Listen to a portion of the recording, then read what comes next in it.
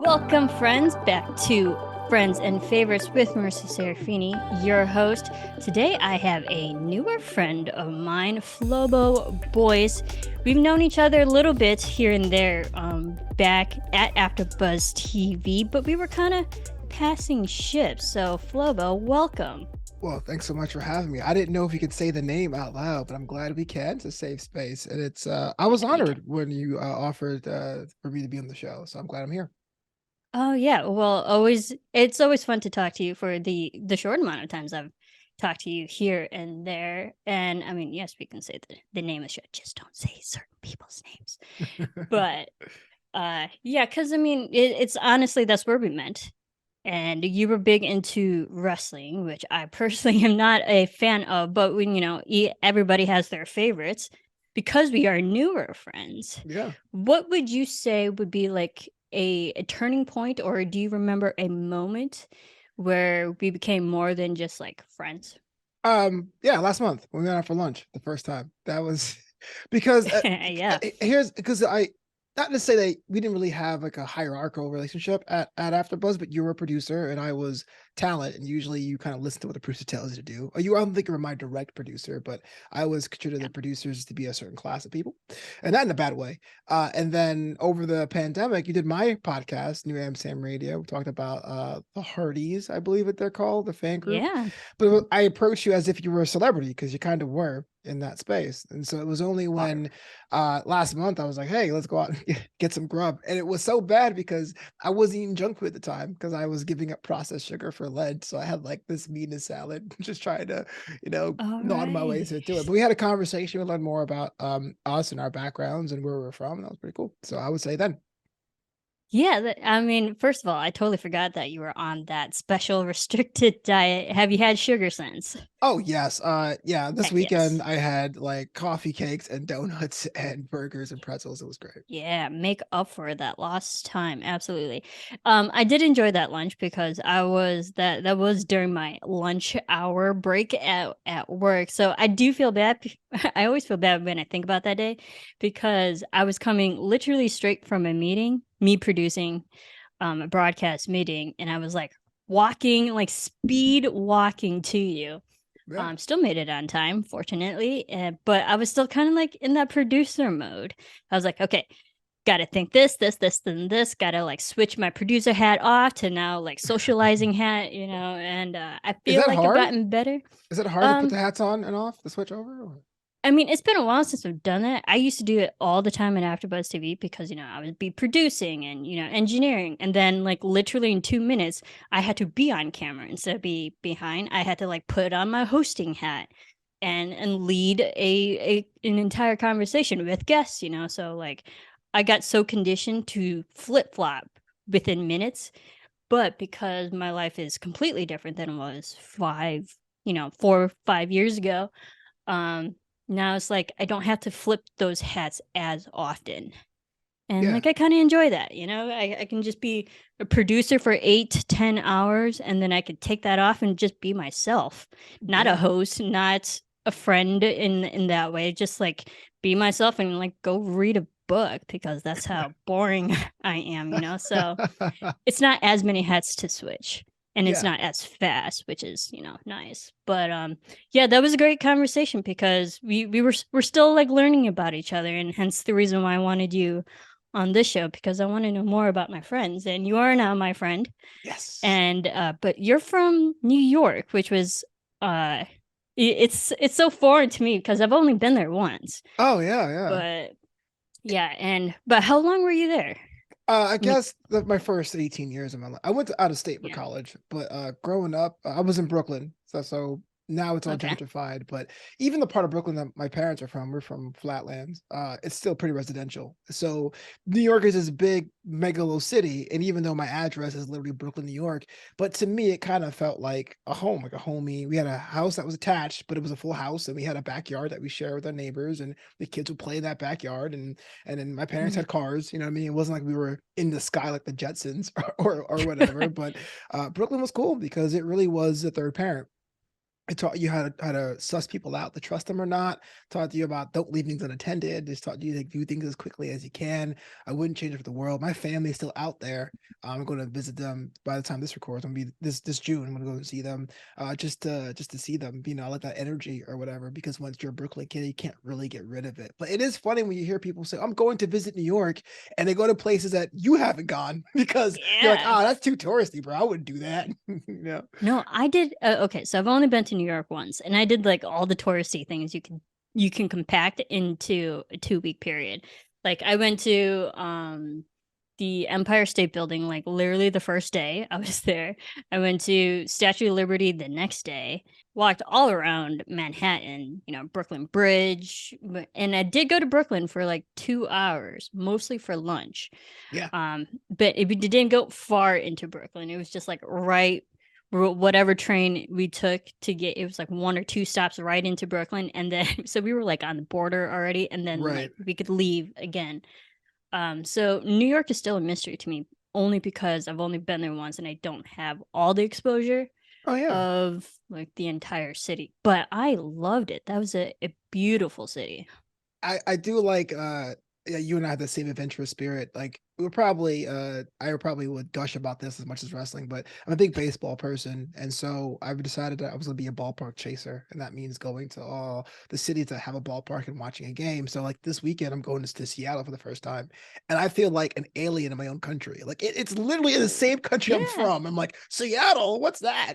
But it's always fun to explore and like eat the food and like take a couple photos and all that stuff. So respect. Oh yeah, I still haven't been to Seattle either. No, I do love traveling. I wish I could do it more. I wish I could afford it more, but such is life.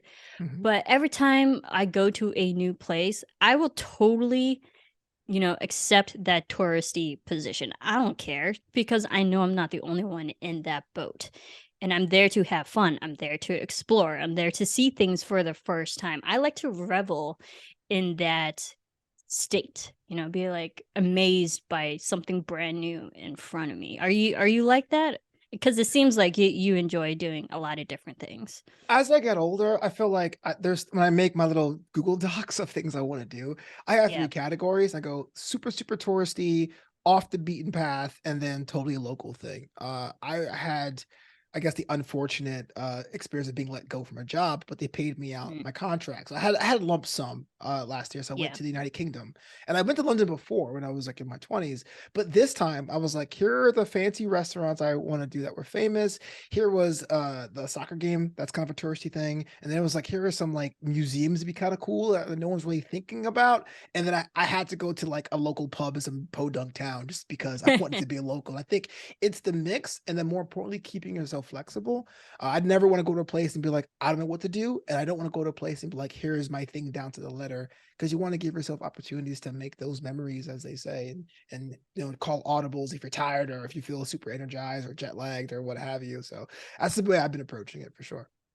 Yeah, absolutely. So that's awesome because I, still haven't been to the UK either. That's on my bucket list that Oh I'll yeah, eventually what's on your get bucket to. list then? Tell me. Oh Is that gosh. okay?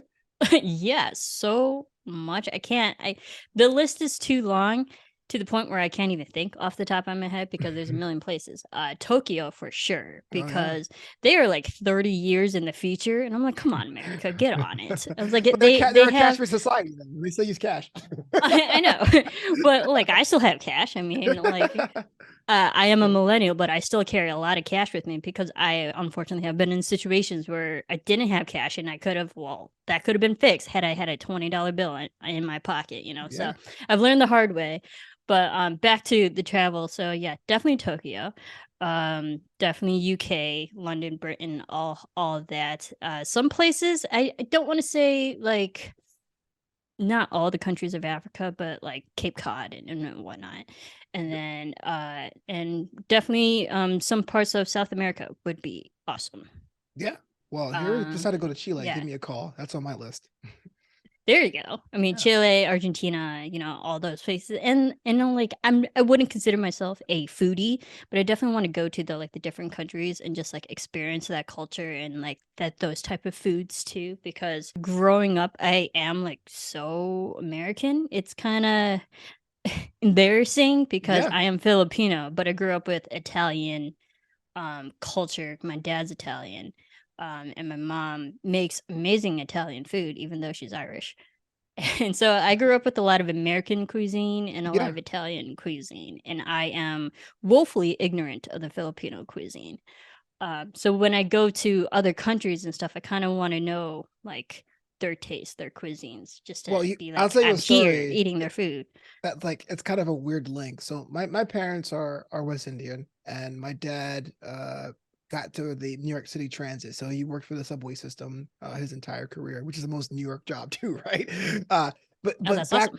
back then, I'm not trying to be mean, but it literally was mobbed up, right? It really was Mm, a city organization, and people that were in it were part of the La Cosa Nostra.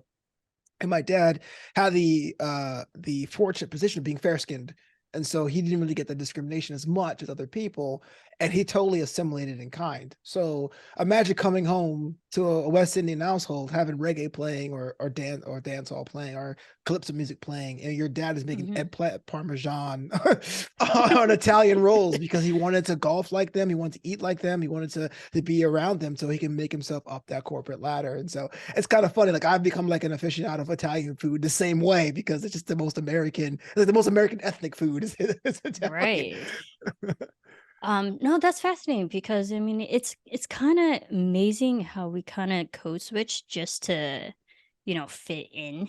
I mean, I definitely did that because I'm Filipino. I stuck out like a sore thumb in my small town, growing up, where it's all Caucasians. There wasn't another Asian for like another 60 miles, other than my pediatrician, who also happened to be Filipino. But yeah, Yeah, but no, I was like, I stuck out so hard. So um, I like to think, and I was raised by Caucasians. Like both my parents are white. I am adopted, and so I didn't really see that like myself as Filipino. I've always considered myself more Caucasian than anything, even though I don't look it.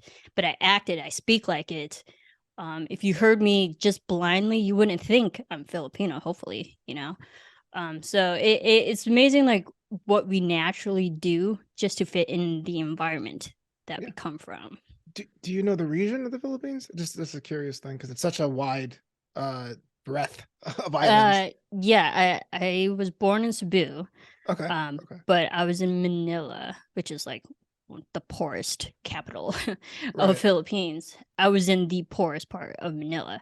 And then I came over here when I was 3, and I was too young to really remember anything Sure, sure, other sure. than what I've seen from photos and whatnot. But my whole life, I've been more identified as American more than anything. Same here. Yeah. Well, that's Um, not the Filipino thing, but definitely be identified yeah, more as but American. Yeah. exactly. Yeah. But going back to your dad being a working for, what was it, the train metro? Yeah, MTA or the New York City Yeah, Transit Authority. Yeah.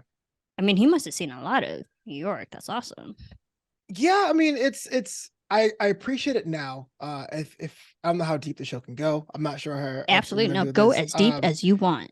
So I've learned to appreciate my dad despite how complex he was, and I think that that's kind of like my superpower in my family because I tend to be the glue and this kind of thing. Because my dad worked a lot Mhm. of hours as an immigrant, as an electrical engineer background, but he never finished college. When he retired, he was a deputy superintendent, which is basically a suit. Like he worked his way up the best way he could. But there was a lot of birthdays and Christmases that he chose work. Thanksgivings, he chose Mm. work where he wouldn't be home, and it's I have a subway token tattooed on my shoulder, which is kind of ironic because he hates tattoos. But the reason why I do have it tattooed on me is that I remember the MTA putting food on my plate because they paid my dad the overtime, but no one has a positive New York City transit story. It connects the city, people rely on it to work. But if a train goes out of service, the first thing you go is, oh, this thing sucks, or this price sucks. So Right. hard work will go unthanked, that sort of thing. Now, I can understand people being resentful, having situations where dad's not home and stuff. And my brother took it a little bit harder than I did. My older brother, I'm the youngest. But now, as I am self-employed and I work so many hours without having a family, I totally understand that there's certain things you have to do, especially with the idea of trying to assimilate within a very Italian heavy workforce inside that company to make sure you can make hay, to own a house, and to put your kids through college, et cetera, et cetera. Yeah, no, I love that. The appreciation of what our parents do, because yeah, you might have saw it as work, but he saw it as food on the plate, and people don't see the bigger picture in that aspect. And I think that's really great that you appreciate it now more as an adult, because especially when just the retrospective aspect of what we do or what our parents do for us, we don't really thank them, or like we're not as appreciative until we're old enough to understand it. Yeah. Once that happened. But again, you're from New York, so this is friends and favorites. You've seen more New York than I have. What would you say your favorite New York borough is? Oh, it's gotta be the one I'm from, Kings County. It's Yeah. Brooklyn, baby. Like it's Okay. cool. Well, I always say this. I say every borough has their flavor. Um, all of us don't really go into Staten Island unless we have to. So I think there's like four, right? You think about it. But what I liked about Brooklyn is that it's always been an evolving definition of cool. So before I was Okay. born, even though hip hop was a Bronx original, it really was like the DJ battles in Brooklyn that meant something. And then when I came up, it really before gentrification came, it really was the mom and pop. It was a culinary experience. Manhattan had like the fine dining restaurants, but all the ethnic neighborhood, local hole in the wall stuff were basically in Brooklyn. And I think a lot of my favorite pizza shops were there as well. But now it is a multifaceted borough. In the Northwest, you have those skyscrapers in downtown light because of the mass exodus of rents caused in Manhattan. So you have that. I'm from the southeast side, so that's like Floyd Bennett Field, the marshlands where I would go out and play around with the motorcycle, learn how to drive out there. Kings Plaza Mall, Kings Plaza Diner, that sort of thing. The golf ranges are out there, so you have those parks. Subways, if you're a fan of that, because I had a little bit of a train phase. You see how Hmm. interconnected that is, and it really gives you a flavor of everything. So to me, it felt like home. It feels like the old farm, but it's still the city at the same time. So I always bat for Brooklyn, and the fact that unlike Queens, where if you lived in Queens, your address will be whatever neighborhood it is, Flushing, New York, Rego Park, New York, Riverdale, New York. If you live in Hmm. Brooklyn, your address is literally Brooklyn, New York. Brooklyn. It's a stamp. It's like a tribal mark. You know what I mean? It's also why I'm a Yeah. Mets fan. It's like I know my city, you know my city. Welcome, welcome. Yeah, I mean that's fascinating because when you come out to Los Angeles also, it's like it is such a big county, but then when you're in the different cities, you also say that city when Mhm. you're addressing yourself. Like you say Burbank, you don't say Los Angeles, you say whatever, Santa Monica, all the different. So like I always wonder the different areas, like even though we are still technically LA. So yeah, I Right. know it gets confusing. And then when you go to different cities, Chicago's like is very much like New York too. And I mean, it's all a grid system too. Even though you're in different neighborhoods, you still address it to Chicago. Right. So Right. it's I don't know. Maybe Los Angeles, we just wanted to be weird, be like, no, we're difficult. So and we're Yeah, more high maintenance out here. So if you want a specific area, tell us what city you're in absolutely. within the umbrella that is Los Angeles. I never understood that. It's It's like there's confusing. like incorporated cities around the city of Los Angeles. Like what West Hollywood is an incorporated city, but Hollywood is not. I live in Yeah. Palms and no one knows where Palms is. And so I just say I live in Culver City because it's like right across the street. Hmm. It's a whole big thing. But yeah, you would address it to Culver City, right? If I well, you would, but Yeah. my address is Los Angeles. It's weird. Yeah. It's a whole weird See? thing. Yeah. It's confusing. I'm in Yeah. Hollywood, but you would address me to Los Angeles. But if you're in, say, a suburb, you would say Encino or whatever. I mean, Right. like, I don't get it. It is very, very confusing. But I love New York. One day because I always joked I went my entire life never going to New York, and then I was like, you know what? One day I'm just gonna take one weekend. I'm just gonna get on a plane, say fuck it, go to New York. If you see me missing for 3 days, that's where I went. Good Wow. chances I just went to New York. But then I ended up dating someone who was from New Jersey, Oh, and New York was his was his backyard. We're like, all right, I could see New York from here. Let's go. So yeah, I got to see New York in that way, but I haven't been since. but And I will say most best things in life happen after a fuck it, we're gonna do it. yeah, And I don't know if that was pushed by the pandemic or just before in my life, but I try to plan something. When I get this money, I'll do this. It's like, eh. yeah. But me going, nah, well, I'm gonna go. So much more fun. Yeah, I did that also for San Francisco. pre-pandemic. I also went to New York pre-pandemic, but back in San Francisco, this was 2017 when I was still super single. Growing up, watching my favorite television shows like Charmed and stuff took place in San Francisco. And when I came out to California, I was like, well, San Francisco's not that far. Let's go. And then, but I'm the kind of person that like I have to have a reason to go. If I just go somewhere aimlessly, I'm not going to know what I'm doing.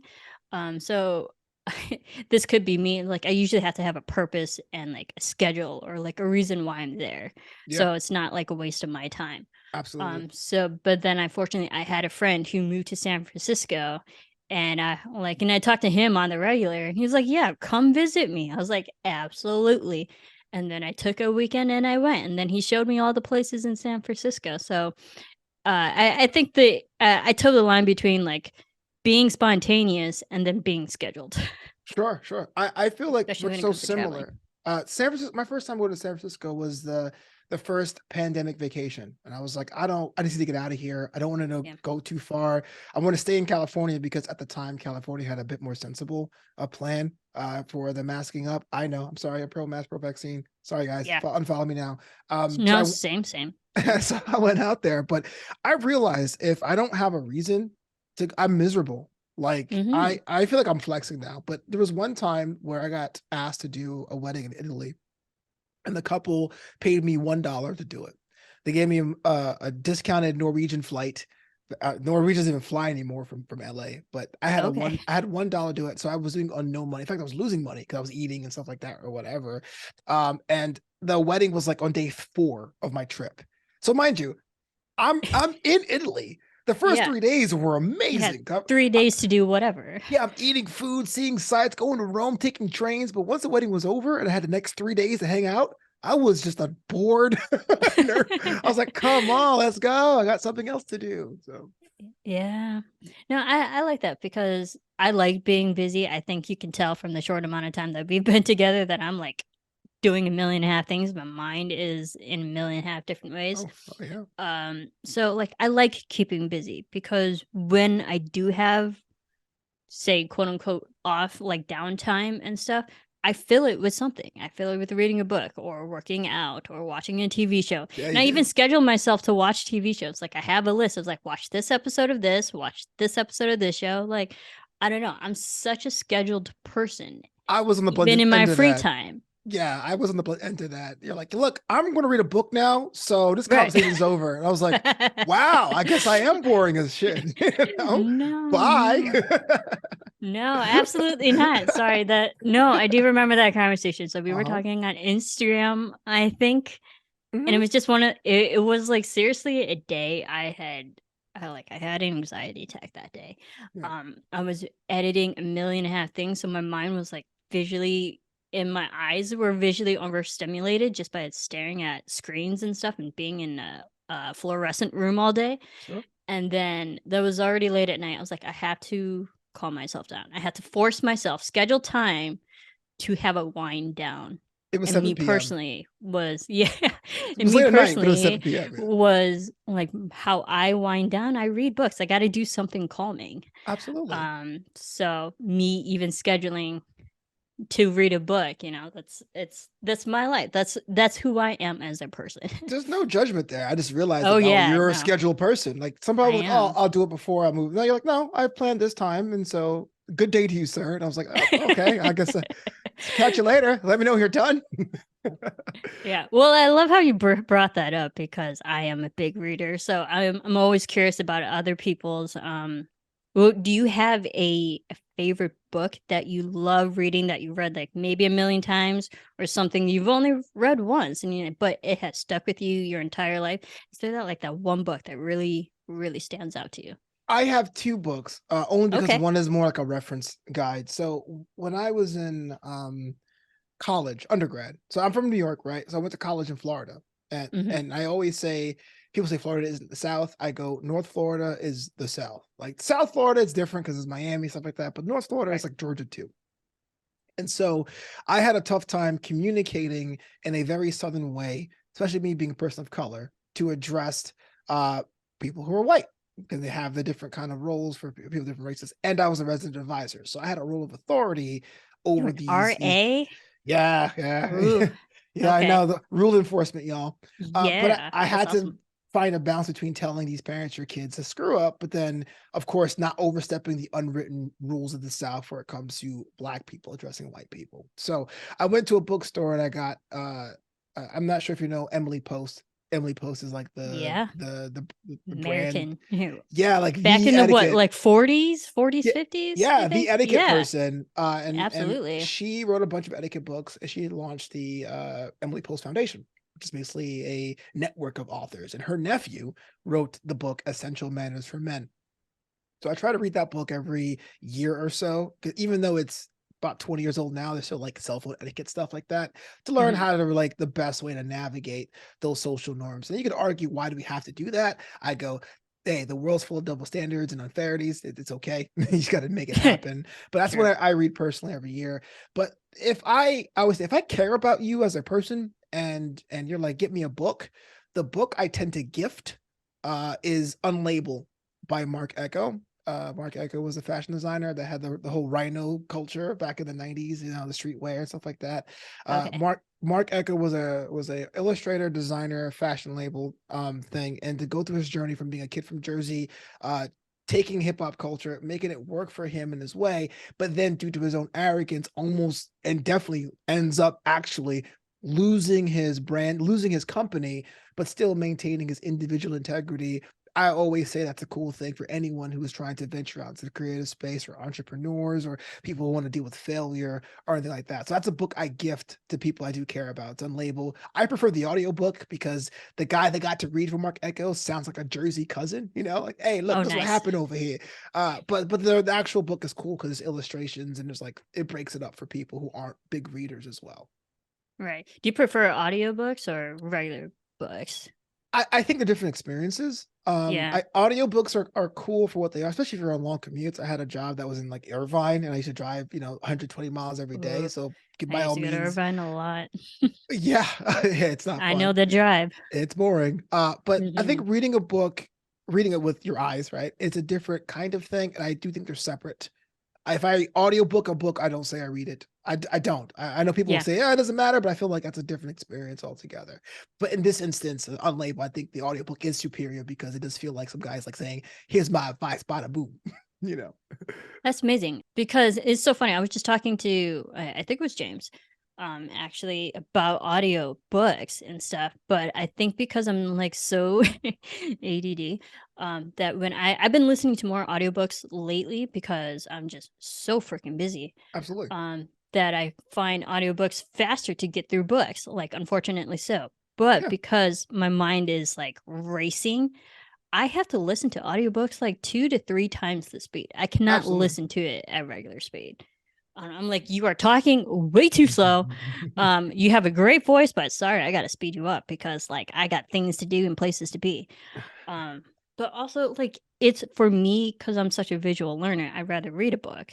But when I listen to something, it has to be faster, it has to be more direct, and for me to pay attention, keep my attention, and me to also retain that information rather than reading. Mhm. Something visually, audibly is like it has to be amped up even more so I can remember it.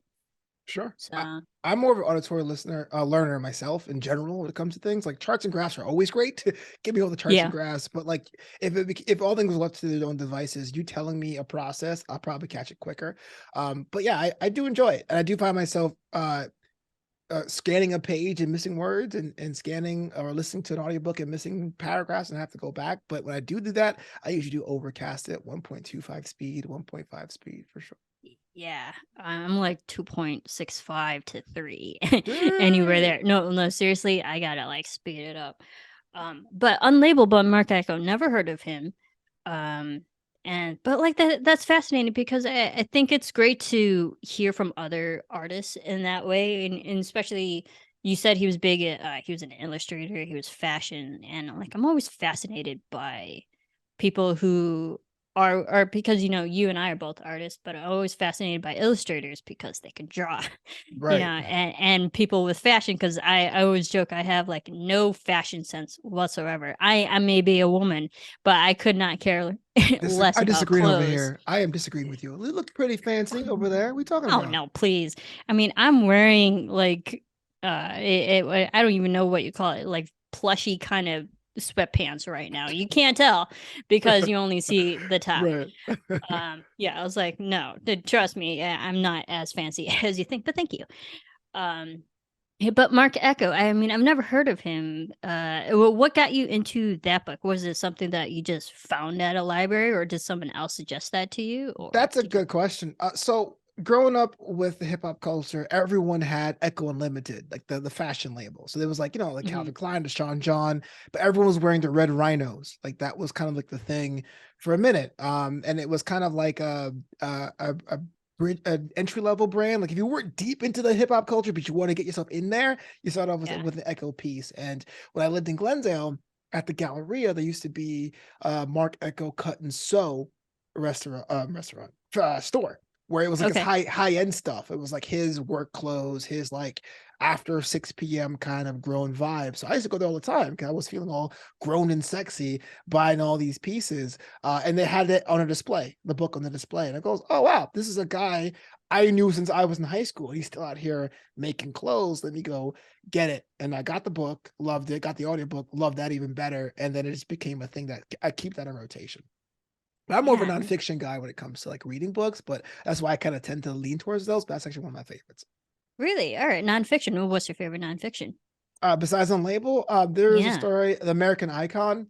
That's a story about the Ford Motor Company Oh, nice. before the collapse of 2008. Basically, to make a long story short, the Ford family was in charge of this company. Everyone was so used to the status quo, didn't really want to tell how they were losing their money. They started jiggling around their finances, and Bill Ford knew this and got basically the OCO of Boeing, Alan Mulally, to come in and just cut through the BS.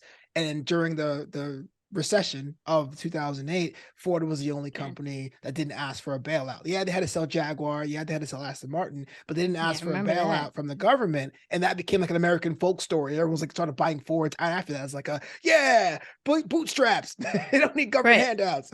And Ford is so American too. So I I know I drive one. remember that. Yes, so do I. Yeah. It's so funny because my dad's actually from Detroit. And so he like Ford was definitely a big thing that he grew up with, that he instilled within my family, either Fords or Chevys, like American, American, American. And but my dad's cousin actually is pretty high up in the Ford company right now. He's Wow. like VIP or not VIP, VP, or like he's second or third, like literally on the board. He's Whoa. crazy, crazy in a good way, like crazy successful at Ford. And like the thing that always astounds me is that I know that because he's so up, that the employees have to drive Fords to, self promote in that way. And I mean, this sounds terrible, but it's so awesome that he has to drive like two or three of the newest models every year. So like every like 5 or 6 months, he switches out cars, brand new Ford cars, top of the line Yeah. that like no one else has, just to promote like this is our new model coming out. And I think that's awesome. I was like, gosh, what it's like to have like the newest car constantly on Yeah. rotation. I think that's an awesome position to be in. Oh, absolutely. So yeah, I Unless you're was doing like the opposite, do like a 69 F100, just yeah, keeping the same car I don't know. forever and ever and ever. I don't know. He might have like his old classics, like just collecting dust in the garage. But I know that he has that's part of his contract, that he has to like drive the ultimate top cars of the year. I'm like, wow, this seems like such a terrible thing to be to do. Gosh, bully for you. But yeah, so I like to think I'm like kind of connected to Ford tertiary Sure. in Yeah, in a yeah. way, of like very tangentially, I guess you can say. But yeah, I always grew up with Ford. So just have you ever been to the Ford Museum? in I'm going to get Detroit? there eventually, because Yeah. Detroit has a baseball team, and so as I am a Yes. baseball chaser, I'll probably get to Detroit at one point, but I haven't had the pleasure of checking it out.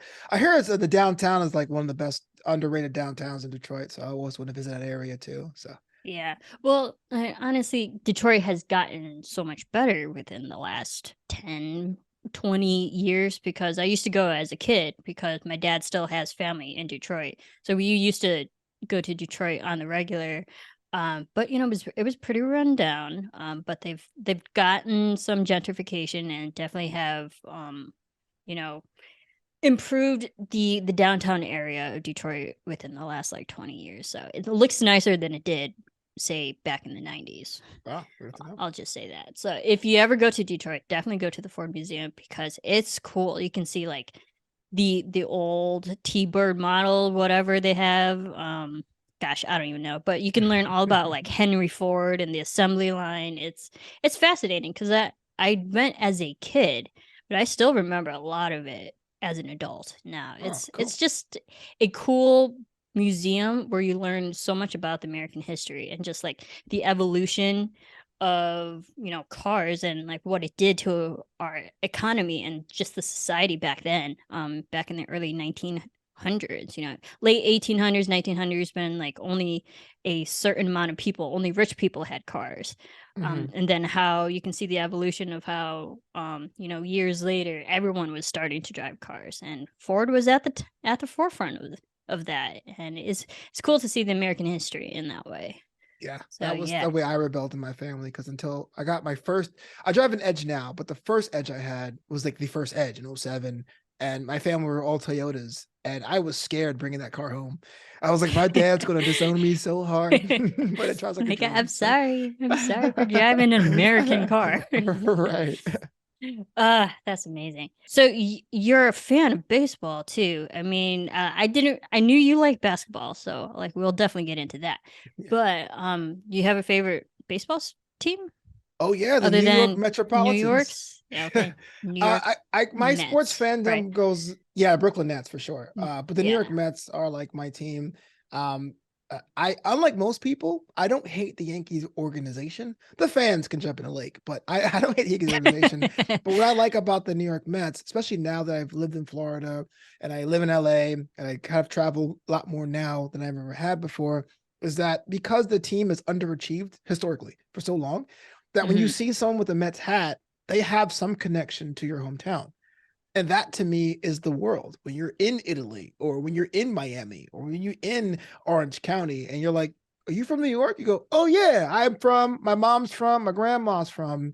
It's kind of like a tribal symbol, a tribal mark. Now, with the Yankees, they've been so good for so long, so many championships. You can get a Yankee hat in UK and that's it. No one's like, I Yeah. like baseball or I love Jay-Z, I love Fred Durst. But the Mets are so cool. And as I got older and I understand that baseball is not being as cool to those younger generations, I feel like it's become like a responsibility for me to learn the game more, to pass it down to the whole generation. Because as a person of color, we all know the Negro League influence in the game. So I want to pay that forward. What was that passed down from your parents, your grandfathers, or was that something that you always loved?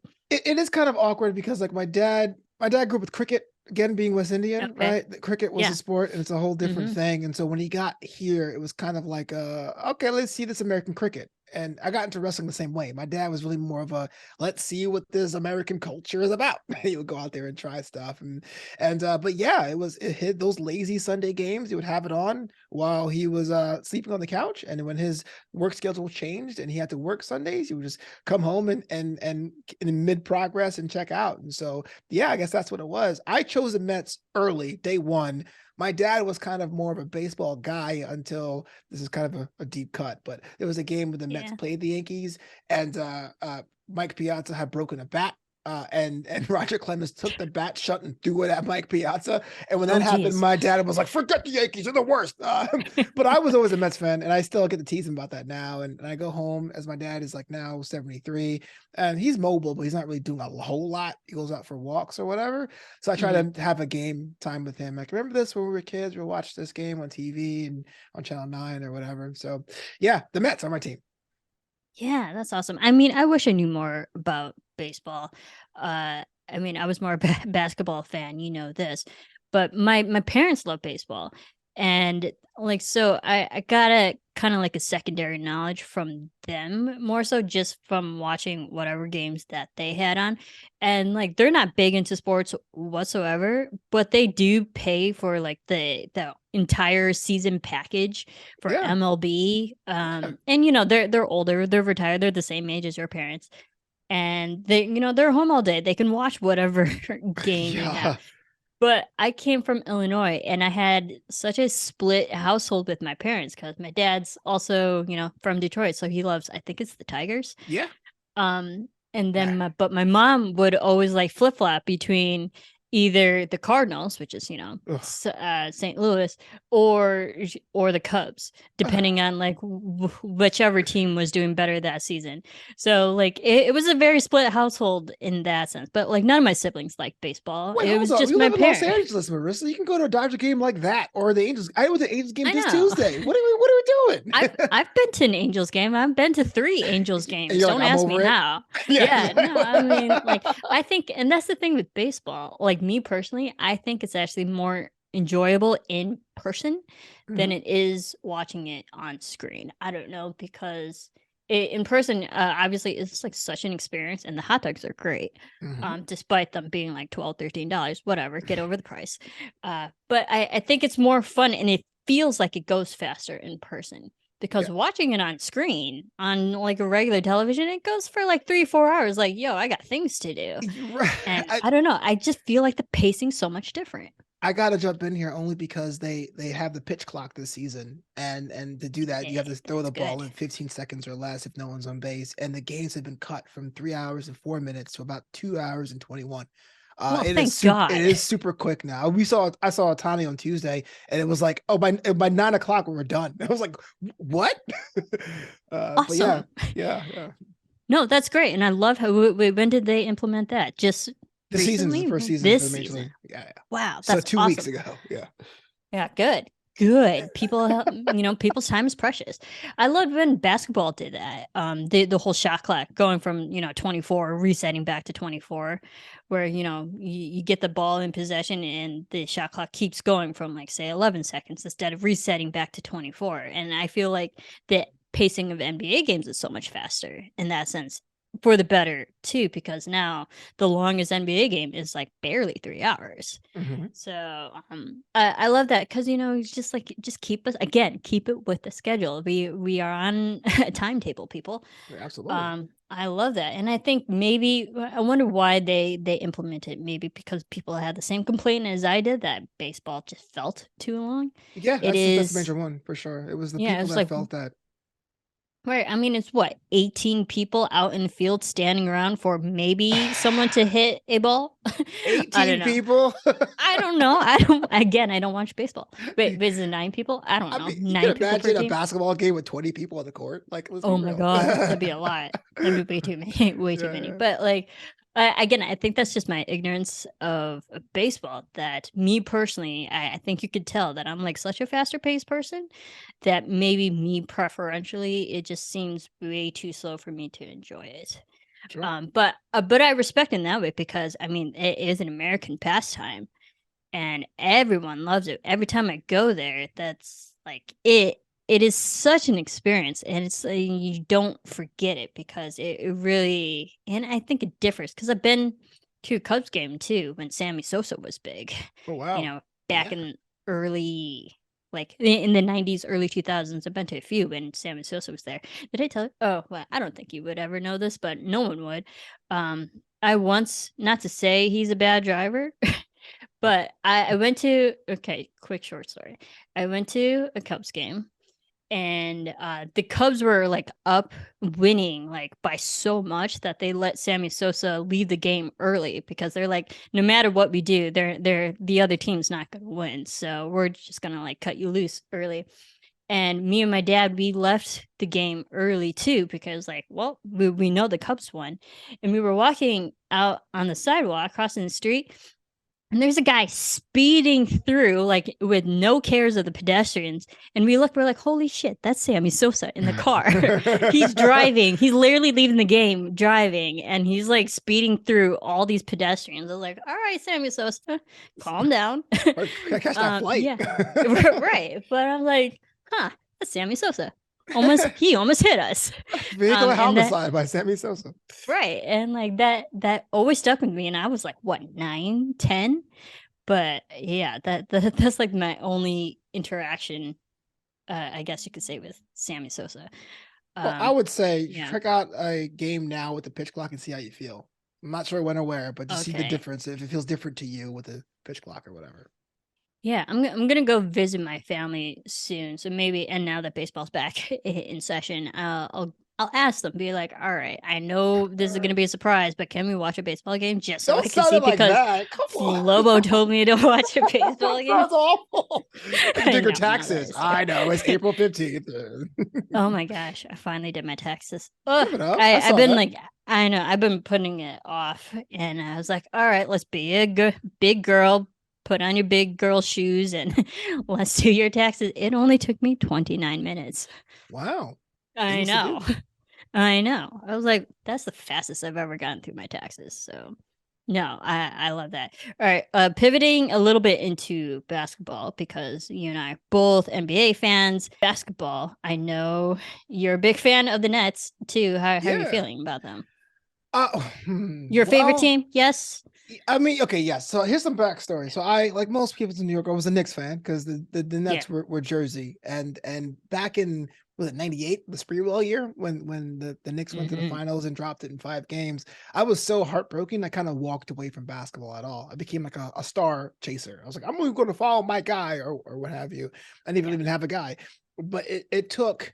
My buddy who was a lawyer in New York had floor seats to the Nets. He's like, look, man, I'm with my kid in Orlando. You're in New York this week. Do you want to go just to a game? And I was like, hey, it's basketball. I don't know. And so I went and I was just floored by how Brooklyn that team was. This was the early days of Nets, of the Brooklyn Nets. They had like the Brooklyn Knight mascot.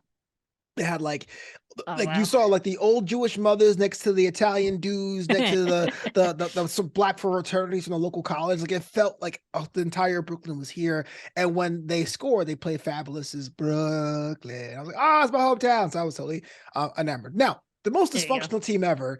Ups and downs are the best way to describe the last ever. But they somehow find a way to win. So I can't knock them. They look pretty good. Hopefully they can start a winning culture that's sustainable for a change. And hopefully the dark days are over. But we lived through scary hours. We lived through the old Kevin Garnett era. Like it's just been one thing after the other. Yeah. When him and Paul Pierce went to Brooklyn. Went to Brooklyn, that was like such a heartbreaking thing for Celtics. We're like, really? You had this legacy of a career at the Celtics for this short amount of time you were actually there, like a handful of years, and then you retire as Brooklyn Nets. Oh, but I remember that was a big trade because I believe like Celtics, because of that trade, Celtics got a #1 pick in the draft. Yeah, that was it. All the picks, it was definitely a win now, and then like always, it was just a playoff appearance and then early exit, and we didn't have any picks left after that trade. Yeah, and then Celtics, crazy enough, traded their 1 pick to the #3 pick. Hey. Like, well, what was that whole trade for? If you're just gonna trade off your #1 pick for a #3, but they ended up picking up Jason Tatum. So, which are you a Celtics fan? Yeah. Wait, I thought you were a Chicago Bulls fan. No. Oh, you would think. Yeah. I was in the '90s, of course, when Jordan was huge. I mean, he was ubiquitous in Chicago, in Illinois. And I was just telling someone else a couple days ago, actually, was that like you couldn't go a day without Jordan's name being dropped in some fashion. It was like we could be talking about like alcohol or drinks and stuff, and somehow Jordan would come up in a random conversation. So he was everywhere. So I definitely watched the Bulls as a kid. But then did I ever tell you how I became a Celtics fan? No, breaking news for me. No, yeah, let's dive deep into this. Actually, so in I want to say like 2007, 2006. Back then, I mean, I was high school. I was watching a Bulls game actually, and they were just getting their ass beat so hard. I'm like, I mean, it was embarrassing for the Bulls.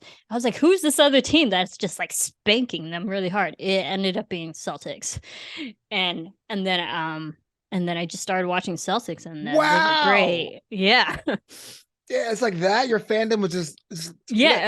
I was like, well, like these guys are good. I'm just gonna watch them, and then like it could have been. I mean, call me crazy, but it could have been the same year where they had the big three trade, where Garnett and Ray Allen came to the Celtics that year. So that was what 2007, because they won championship in 2008.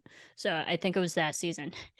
Because the year before, I think they went Celtics had this like amazing percentage change from going like the worst team of the like one of the worst lowest teams of the year to one of the highest within a year, and it was that whole big three trade. Oh So wow. I'm yeah, still that's in how awe I about how became you a change Celtics. alliances. Like I know. you suck. These guys are great. And that's just Yeah, well, but I'm that kind of person too that like if you're not doing good, if your quality and performance is bad, I'm gonna right. follow the person who's doing better, who's doing like the work or job better, no matter like if it's a team, if it's a person, if it's a Sure. celebrity, whatever. If I see something at a better, higher quality, I'm gonna start following them. Okay, so that So means I would say you get one change team token, but you're saying you can change from the Boston Celtics to something else if they start to be really bad? yeah, but you know what? In fairness, I've been following the Celtics since 2008. That's what I'm saying, right? They've been having a great year. I haven't switched since. Okay. And when I went to Boston for the first time, of course, I went to a Boston Celtics game at the TD Garden. It was awesome, and of course, they won that day too, so that I was know you were nice. coming, yeah. Yeah, I was like, you know what, Marissa's here, so you better get a win. I think I got like free Buffalo Wild Wings. There was one of those offerings if the Celtics win this game, that everybody gets free whatever. And I think that day it was like free Buffalo Wild Wings or something like that. Um, but yeah, no, I haven't switched NBA teams since. So Wow. I don't know. I'm weird. No, I'm you're not weird. weird. I mean, I switched teams. I went from the Knicks to the Nets, right? So I get that. I just feel Yeah. like the way you switch just begs the question. If they have like they throw up like a 10-72 season, are you gonna like say, okay, I'm a Suns fan now? Like, I don't know how that Yeah, works. no, I haven't done. Maybe that was just me at that time when I was a teenager. I was like, "Yo, I like these guys," but yeah, and Celtics have been up and down within the last 15 plus years now since that's happened. Um, but like I've still been following them even despite their bad, worse seasons that they've had in between. But like they're on the up and up now. They're in a high placement this season. So yeah, they're in a better position to win a championship again than they were like 5 years ago. So All yeah, thanks to you. all thanks to me and my loyalty to this team for the last 15 plus years. Shout out. Uh, yeah, no. So I mean, you love the Nets that were originally, a different team in that way. Do you have another favorite team other than that one? Oh, in Who else do you basketball? like? Yeah, who else do you like following? I tend to go to more Clippers games. Not like I hate the Clippers. Lakers to say over, but it is because again they're the second team in the city. They tend to be a lot more fan friendly. Like, please come to our games. Oh God, please. So you get cheaper tickets, and so you can go to the floor and have a good time. Like Halloween, I got comp tickets, and I was like, great, more Nice. beer money for me. You know what I mean? Heck yeah. So yeah, I do that. But I guess I root for them in like a very general sense. I'm not a hardcore fan, but I go to more games. Yeah, I mean, and Staples Center. Well, it's not Staples Center anymore now. Was it Crypto Arena? Crypto.com arena, yeah. Yeah, I was kind of sad the day that finally changed because I had been there when it was still the Staples Center, and then they switched over to the Crypto Arena like literally the next month. I'm like, what happened? And me not knowing the whole deal that went down behind the scenes and stuff. I was like, oh, I had no idea because it was just Staples Center like last week, and now it's Last Crypto. week. Like, what the hell happened? Um, yeah, no, I haven't been to a Clippers game. I have been to Lakers. Usually when it's the Lakers Celtics, when Celtics are in town, I generally make a point to go to the Oh, Celtics that's nice. Lakers Yeah. game. Yeah, even those are the most expensive tickets. So the season, but it's definitely worth it. It's definitely again, with that experience. I'm such an experienced person. I find it more fun and entertaining when you see it in person Absolutely. compared to, That's who you care about because you watching go it to a on game, TV. right? Heck yeah. Well, I know you're a filmmaker too. I mean, we both went to film school. I think that's what we first bonded over. And so I think you know where this conversation is going. Um, who would you say your favorite director is, or do you have one or two that you just really follow their career, their style? Who sticks out to you? It is kind of a funny question because like for a long time I was like, oh, I just love technique, man. I love technique because like my Yeah. favorite movie of all time is Men in Black, and I'll be the first one to admit that. My first day of All film school, right. everyone looked at me like I was crazy because how dare I pick a pop movie? But when I was, I think I'm old. I was 12 years old when that movie came out. Okay. And when I saw that you could mix sci-fi and comedy and drama all in one, I thought it was very, very possible. So I like technique, but I wouldn't say Barry Sonnenfeld's my favorite director. Like I wouldn't, I would Yeah. not say Yeah. that at all. But I will say, and it is kind of like a mass pop answer, but when he was alive and was doing the flashbang era of his career, I would go and see a Tony Scott movie pretty easily. Like Okay. I would see Domino, I would see Man on Fire, some of my favorite ones of all time. When I'm homesick for New York, I'll watch The Taking of Pelham 1, 2, 3, the John Travolta Denzel Washington version. Just Yeah. because Yeah. it has I've never like, seen it. oh yeah, it's a remake. That's why I have to do all that like all that like asterisk. But yeah, you know, it's a subway thriller.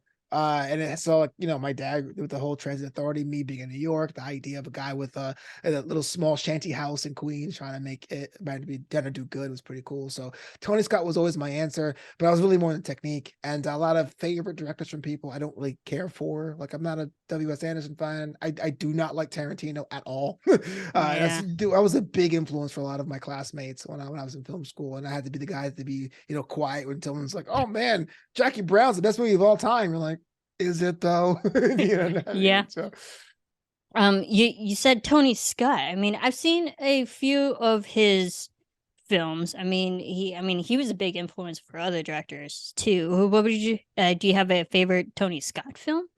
I liked Man on Fire. Was one of my favorite films for a long time. I mean, I think now it's still top five. Denzel Washington, yeah. Yeah, there's a Yeah. Washington, Dakota Fanning back when she was like the it Yeah, child they were. actress. That was Mhm. kind of one of my favorite ones. And then I also when I'm homesick, I pop in Pelham 1, 2, 3. But if you look at Days of Thunder for what it was, it being a NASCAR film, I thought that Yeah. was pretty cool. And Beverly Hills Cop, yeah, Beverly Hills Cop 2, the second one. The second one was pretty much a cool sequel, and even though the third one does not get revered as much, I do think it was a cool franchise altogether. Yeah, this just shows how woefully ignorant I am too, because I haven't seen any of those. Have you seen Enemy of the Um, State? yeah, I have seen Enemy of the State. That's a That's his, great film. that's a big one of his more Um, famous ones. Spy Game. Those yeah, two were like his more famous Spy ones. Game's great movie too. But they're more recent ones in the early 2000s, because what Man on Fire was what 2004, 2005. I remember when that came out. I never watched it too, but and in the Beverly Hills Cops too. Everyone keeps telling me to watch Beverly Hills. I'm like, what was it? Because I work in Beverly Hills, you now have to watch it. But also I know that just because my government job, we had to have city council meetings where I know Netflix and the whole production had to personally and like professionally ask to have like certain streets of Beverly Hills shut down for the production of the new upcoming Beverly Hills Cop Oh, with Eddie Murphy for the Netflix version. And well, like we had like three different council member or like city council meetings about it, and all the council members like agreed. They're like, yeah, we love these movies, but we know that the comedy back in the 80s, 90s, or whenever they came out, I think it was the 80s, like not so much PC right now. So like they were asking like for the script, they were asking for like what's the content of the new movie, just so they know what the premise was that they can approve of, so they can also approve of the street closures. I'm like, wow. Is that huh, even that's like like, very granular. yeah, is that an overreach? I think at the time, like, can you I regulate think it was content? an overreach. Yeah. Wow. Yeah, I mean, So Beverly Hills is like the chief, not in my backyard, I guess, kind yeah, of vibe. The movies now are kind of like cool time capsules of the '80s, so that was always cool to yeah. watch it. But back then, it was like, oh my gosh, again, almost like a Men in Black, a comedy action class type deal with Eddie Murphy, who's the hottest property ever. So I can't think of anyone who hated the first two movies, at all. Yeah. I still have, again, that's yet on my list that I will slowly get to for those movies, cuz I think when the new one comes out, I'll probably just marathon it one day, marathon all of them and just be like, "All right, seen it. Next." Because I mean, not that I have anything against Eddie Murphy. I mean, he was big in that in the 90s, 80s, 90s, 70s, but like when I was a kid, back when in the 90s, he was still like top of his game. And so I only really know like Shrek and Doctor Doolittle and Ooh. and Mulan. Like I feel like I got him. I got the '90s version of Eddie Murphy, not in his back in his heyday of the '70s, '80s version. Oh yeah, 48 So hours, another 48 yeah, hours. What's the Uptown Saturday Night? Harlem Nights. Yeah, those are classics. yeah, I know. Well, but also never heard of those. So I think that goes to show, like, I know the generational gap, but also He called me old, I yo. just I never made the effort to watch his stuff too, and I'm like, I guess that's also on me too. But I There's a don't lot know. of I content out just there. yeah, there's so much content. And would you say you're more into comedy, or do you run the gamut with all different? Because you being a filmmaker, I feel like just us in general, we tend to have a lot of different interests in a lot of different genres. Well, So it's funny because like most people, so here's I realized about not becoming cool anymore. Like you don't wake up old and become uncool. I think what happens is as you get older and you have less and less free time or downtime, you're less willing to mhm, experiment. If you know The Office is your jam, you're just going to watch The Office, and it becomes a bit of a recursive thing where all your references are on the same kind of shows. So yeah, to answer your question, I like to say that I'm open. I like the good action film, like an action comedy, but I found myself, especially in the pandemic, launching a podcast, just talking about the most random things on, say, Netflix to keep myself fresh enough for content. Because I realized I wasn't the guy looking and discovering things. I was the guy going, oh, that's a cool recommendation. I'll add it to my list and not watch it at all. So yeah, I love the Fast and Furious movies. I see those day one. I know filmmakers get mad when I say I watch superhero films, but to be honest, no one's spoiling Scorsese movies. They spoil Marvel movies, so I go yeah. to see those superhero movies all the time. But I love my spectacle. I think that a lot of times filmmakers and I have all respect in the world for someone like Christopher Nolan because he has a very unique perspective. But when he sits there and belly aches and goes, "Oh man, everyone wants to see superheroes. They want to see my movies." I'm like, then make better movies, right? Because the Mm, thing we all love about going to the theater was there was a attraction that we wanted to see. Doesn't care if it's drama or it doesn't care if it's like aliens. We all saw it together. If you're doing Tenet and you're doing Inception and people are not showing up to see your movies, that's a flaw because it's always been the art and commerce of filmmaking. That what makes Hollywood movies the movies. And so I get yeah. kind of like contrarian, but then at the same time, like, well, who the hell am I, right? All I have is a degree from Chapman University. I'm not an actual filmmaker as far as on that level, but I have made films before. And I said, you got to Yeah. give someone who worked at their crappy job or their okay job, who put the money down to a ticket to see your show, the price of their ticket and more. That's a responsibility you have as a creator. Absolutely, and I love how you bring that up too, because like I've made short films and I've been part of other people's actual films that have won awards and that have been have run the circuit of the film festivals and stuff like that. So like I I am filmmaking. Like all my content that I make are usually for other people. Very rarely do I make something for myself. And like this podcast actually being one of my first personal creative things that I do. More so because I spent a decade plus doing podcasting for other people. Which is fine, that was my job. And like as a creative, I was in that sense creating content, but it wasn't for me. Um, but now that I've gotten to a point in my life where it's like, well, I know how to do everything. What's my excuse? Why am I not making it for myself? I was like, you call yourself a creative, but you don't have anything like to show in your portfolio because everything else was for everything. Like everything I've done is for everybody else. So I get that whole where it's like kind of like an imposter syndrome.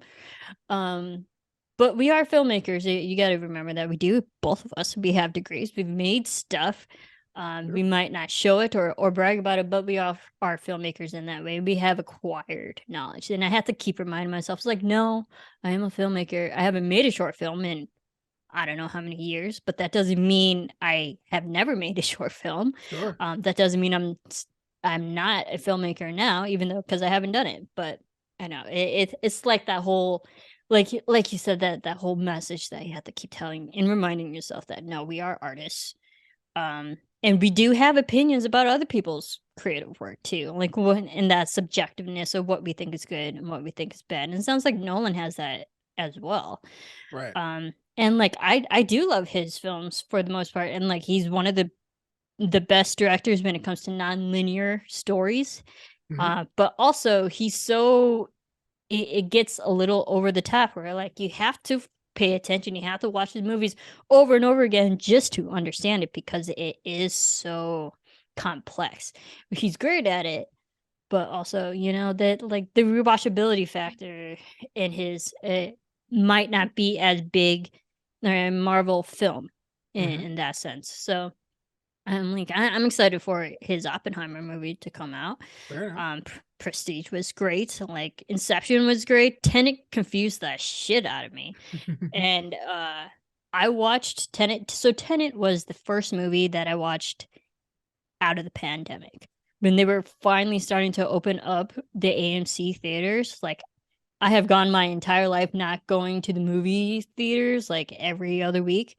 And then so when they shut the movie theaters down during the pandemic and I hadn't gone in like 9 months, 9, 10 months at that time, I was like, oh my God, I need to do something. They were finally opening them back up. Tenet was the first one. I was like, ooh, that was a tough one to go back to. Mhm. Yeah. That was my reintroduction to movies, and I was so confused. I was Oh, like, it's all right, dense. yeah, it's, and I I still can haven't imagine rewatched it since. I can imagine you going to a theater after like lounging out on the couch for like 3 years to be sitting upright for 3 hours to Yeah, watch a movie. to watch a movie that's like red and blue and going backwards and forwards with timelines. I'm like, oh, okay, where are we? I was Yeah. like, I should have had more coffee to understand this one. What was the first movie I Yeah, saw? Was so it Fast 9? I think Fast 9 was the first movie I saw after the pandemic. And the okay. last one I saw before the pandemic was Sonic the Hedgehog. So, you know me, high class art is what your All boy right, yeah. is what your boy does. My last movie before the pandemic, because like it literally shut down like 3 days later, was Onward, the Disney movie Oh yeah, with yeah, yeah. the two brothers going on that adventure with like they were wizards or whatever. They had a staff. That's like the poorest synopsis of that movie. But I was on board. yeah, Onward. Um, and I saw that in April. No, March of 2020, like the first or second week whenever that came out, and then the world shut down like March 18th. Yeah. So I was like, what happened? I was I stuck was in like, Florida for a day for that yeah. because I my school had invited me to teach a comedy class and I was like, I'll do it. And so I think I landed the Wednesday and my flight out was a Sunday. And the Thursday was when the NBA walked off the court in the middle in the middle of the game. And I was like, Oh, what are we doing? But thankfully it was Florida, so they still didn't believe it. But if I yeah, was like in California or New York, I'm pretty sure I would have been stuck there for months or whatever. for sure. I remember Florida was one of the I mean say what you want about Florida, but when the pandemic was happening, like all those spring breakers were like refusing to believe coronavirus was a big thing, and then they were still partying, and then they had the whole outbreak down there. I'm like, well, now do you believe it? So Yeah. Florida was kind of like slow in that in I, that sense. I'll be honest But with you. As much as a big of a wrestling fan that I am, and I have mhm, been a wrestling fan since I was, I don't know, a year old, you know what I mean, watching it. When the okay. great state of Florida said that professional wrestling was an essential business, I was like, what are we doing here? And so every wrestling promotion moved to Florida, and now they take shows from Florida for a good 2 years because it was essential business. Yeah. So I didn't realize wrestling was so big in Florida. Yeah, like AEW's thing was based out of Jacksonville. The owner of AEW also owns the Jacksonville Jaguars, and in Okay. WWE, their base camp is in Orlando or Winter Park. and it's called NXT. So everything shut Wow. down, but then Florida made it essential business. Wink, wink, nudge, nudge. And so everyone We're just like, ran we're still shows. going. Yeah, which is the most surreal thing. Like, are you sure this is essential? Because I was a comedian at home. They told Hmm. me I was not essential. I'm watching people flip around and stuff. They're like, props. I hope everyone eats. And don't get me wrong. I'm just saying, kind of weird. Right. Well, you said you grew up with wrestling and you've been a fan your entire life. What is it about wrestling that keeps you still being a fan over like your entire life? Oh yeah. Well, it's one of the cool things now that people are coming around to it. I felt when I was a kid, I had to like constantly convince people I was actually smart and I liked wrestling. Now everyone's on it and Hmm. it's like cool. But to me, it's very Shakespearean. And I understand that Shakespeare is considered high art now. But when Hmm. those plays were written, they really were for the masses. Talk about spectacle, right? Right. Murder and sex and stuff like that. It was for everybody, just that people who had money had better seats in the house. Wrestling is theater in the round. And so the emotions, the athleticism, the facial expressions, all that stuff is like our version of Shakespeare plays or kabuki theater. And I also, for me, I'm a Hmm. character guy, and so I know wrestling moves are great. I know storylines are something people like about wrestling. A lot of times it gets compared to soap operas. I don't quite agree with that, but I understand because James and I go about this all the time. But for me, it's Because the there's character. drama, there's Yeah, rivalries. I there is, and I know soap operas are like that. And but for me, I feel like most of the resolutions of wrestling have to be combat, right? Someone has to fight at the end of it. So to me, Yeah. it's more like a superhero comic book. But then if it gets people to watch, if you think it's Days of Our Lives, then fine. You know what I mean? I've given Hmm. up on that. But I'm more of a character guy, and so I like having put myself in a character and go, well, how would Stone Cold act in this situation? How would Roman Reigns act in this situation? To me, that's so much more fun seeing the costumes, seeing the posturing, seeing the attitude. You know what I mean? It's amazing. Yeah. All right. So I mean, you mentioned some of your like. Okay, two questions. You said about characters. Was it heels versus Faces, bases? faces, like Oh, baby faces. I face. was like, oh, faces. Yeah, Okay, baby again, face. like Yeah, I know a lot about wrestling only because like I had to produce so many wrestling podcasts at AfterBuzz TV. There was a point where like I was producing every single wrestling show, like all five of them, and I was like, we need more people who like wrestling so they can engineer it and not me, that was like her because like baseball disdain. yeah, there was like, and it was naturally because I was forced to produce so many wrestling shows, I naturally grew a disdain. I was like, I don't want to listen to wrestling anymore. So heels versus faces. Are you more? Who do you root for more, heels or faces? So one of the cool things about reviewing wrestling nonstop for the past 4 years straight. My Hmm. last show ended in it was like I don't really care. I do like strong characters and good storylines and good athleticism, thankfully. But I would say that before the I don't want to say wrestling journalist, but before the review era of my career, I was one of the few adults that were into the good guys. Everyone loves a Okay. villain. Everyone thinks Superman is boring. So everyone says I'll pick a heel. But I love the fact that for faces to work, you have to put them through the ringer. And how they overcome, if they're overcome, to me will always be a story I can relate to because your boy Flobito takes so many L's in real life. But I understand Uh-huh. everyone loves Darth Vader, everyone loves that kind of badassery. So I get most people would probably say heels are better for them. Okay. So who's your favorite wrestler? Do you have one or two that you're like, oh, this person, this is the guy or girl that I'm just gonna follow? You're talking about all time, we're talking about currently, or Yeah, sure. All time, currently, whoever. Who do you love most so for your when I was wrestlers? a kid, I was the big three guys as a kid were Tatanka, who was a Native American character, Razor Ramon, which was more like a South Beach Scarface character, and Duke the Okay. Dumpster Drozy, which was a nobody that basically was a trash man that wrestled on weekends. As a athleticism character balance, I was a big D'Lo Brown fan. I actually have his action figure over there, still in the box because I'm such a nerd when Yeah. it comes to that sort of thing. I think one of Nice. the wrestler Sheamus does not get the credit he deserves, because he's been there for about 15 years now, just hitting these hard hitting matches and showing people you can really have a hard hitting affair and still have it be predetermined.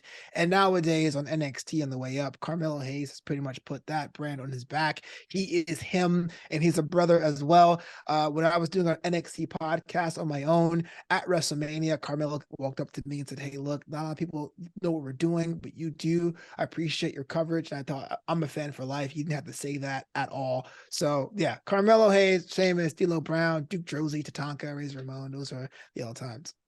Okay, that's fascinating because I know a good amount about wrestling, mostly just because of the shows I produce, but I don't follow it like you do. I don't know names other than the people who came in and out of our networks.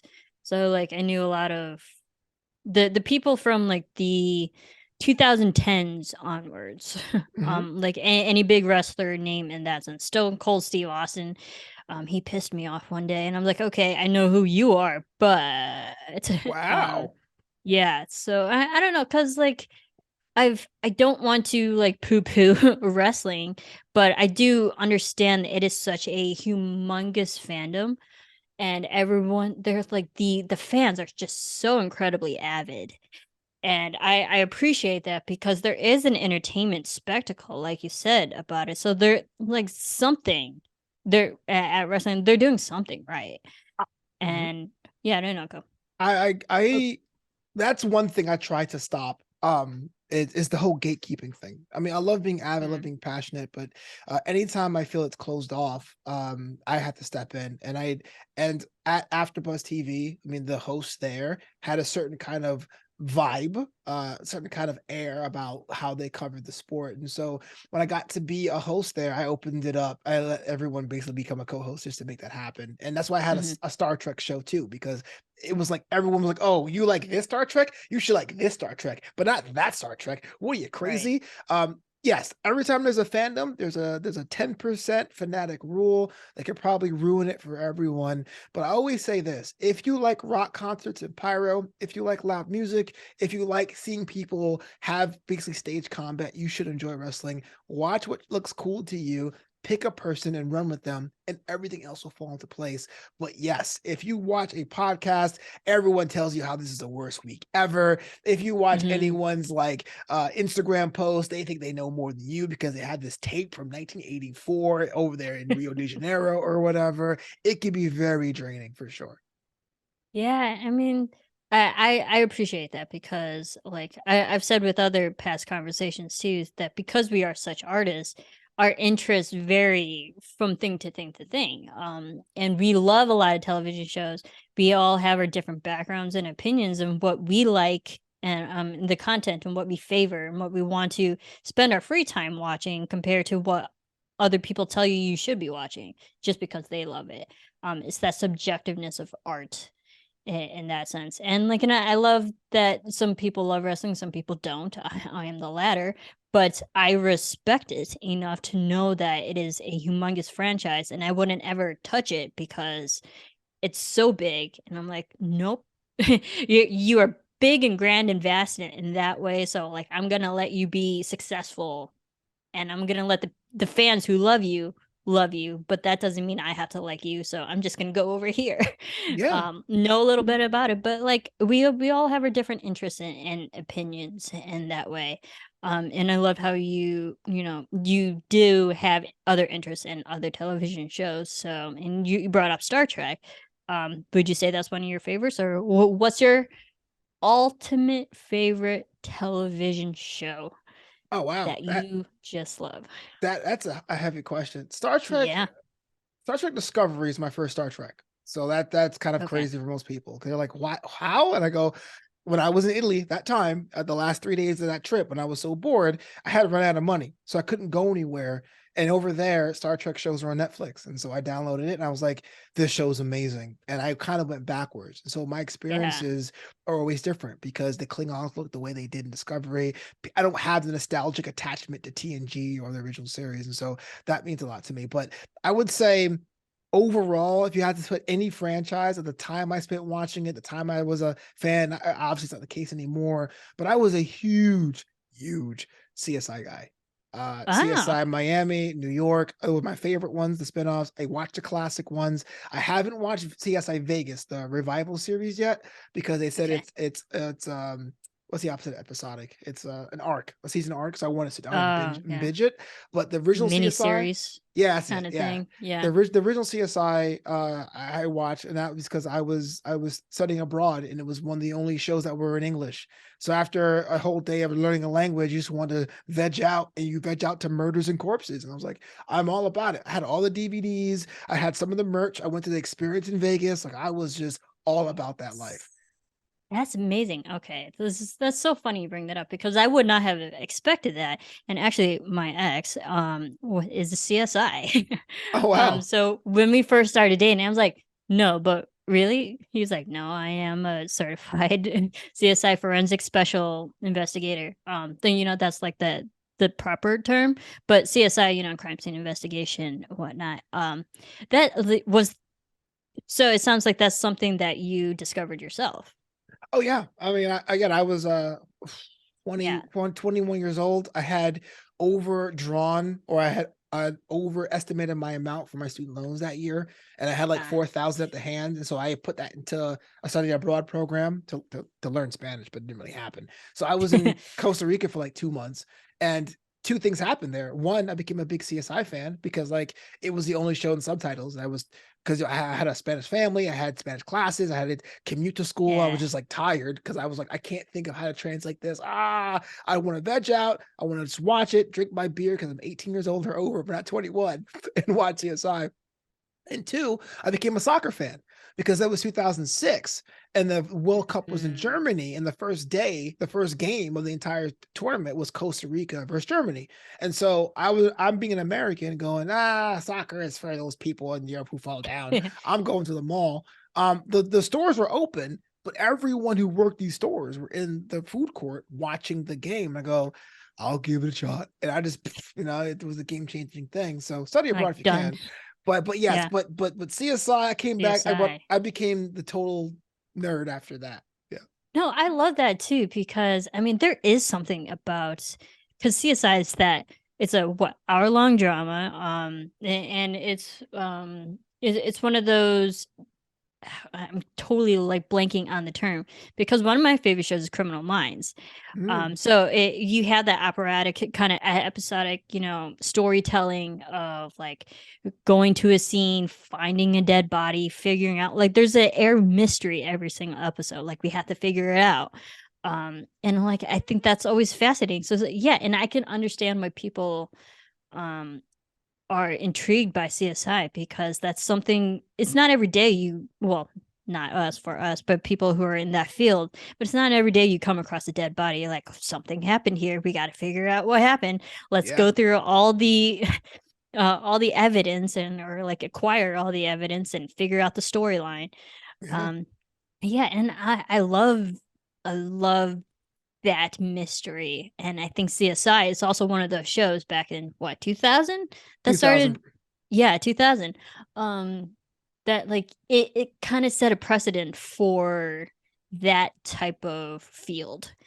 Because we had never seen, well, not that I know of, we hadn't seen that type of mystery field on television Yeah. in the regular sense that they showed it. And I who was part of that? Was that Ted Danson? No. Eventually. So it was Yeah. originally Okay. William Peterson from Manhunter. He was Gil Okay. Grissom, and Ted Danson came like the last end of that. He All was like in right. that role, but yeah, I mean, you'll see like shows like Quincy M.E. or there'll be like a cop show and there's like the CSI guy, like, oh look, here's a bullet report, and that'd be it. But a whole show Mhm. about people like sitting there like running things to a beaker was like, so I mean, Right. I want to be in the room for that pitch meeting and someone going like, okay, put it on Friday, whatever, and it just blew up to something crazy.